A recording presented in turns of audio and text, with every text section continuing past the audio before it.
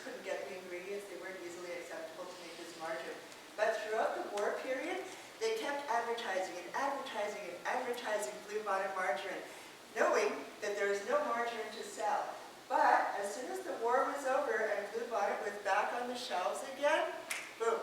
They were like #1 in everyone's mind that Bluebonnet was selling, because they've been pushing that thought in people's minds for years, telling everyone about them. The calendar that Brad just brought up, and he said it keeps, yes, put it out there so that who's ever handling your social media knows that these things are coming up. Your sales folks all know that these are big events that they need to be planning for. End of year, seasonal, cruise wear, roofing is big in the summer. That sort of calendar is your marketing plan calendar as well as your advertising calendar, and it has so many applications. It's really going to help you to see that, oh my goodness, Mother's Day is coming up. It's March, which sounds a long way, but we all know in advertising you have to plan ahead. What are we going to say? I better get to the printer, I better get something designed, I better talk to the radio station and book my spot.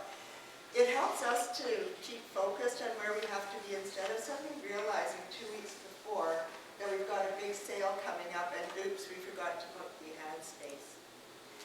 So with the case study, I'm just going to backspace to.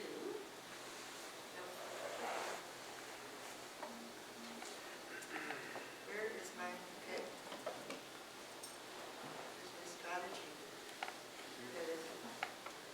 So I'd like you to go into 3 groups, but not the same 3 groups. Because you guys are so absolutely super, we want to show you how fabulous it is. Awesome. So please mix it up. If you're with folks from your company as well, it's great to split up because you'll all take different things back. But what I'd like you to do is pick a business that's represented at your table, and then just do a thumbnail annual calendar. So basically for that business, what would be its seasonal highs and lows? What would be main events throughout the year? Where would they need to think about doing promotions and advertising? When are their trade shows if they sell jam? Are they at the gift show in Toronto in March? Just whatever is going on. And then, so very, very thumbnail. And then from there, I'd like you to pick one of those campaign or promotional activities on your calendar and break it out into what is the objective of how am I going to advertise that, whatever it is, or that trade show, whatever you're going to do. What is the objective of that activity? Who is the audience? What could be a sponsorship? What is my messaging? How am I going to say it? What is the budget I'm going to spend? And be realistic to the company that you've chosen.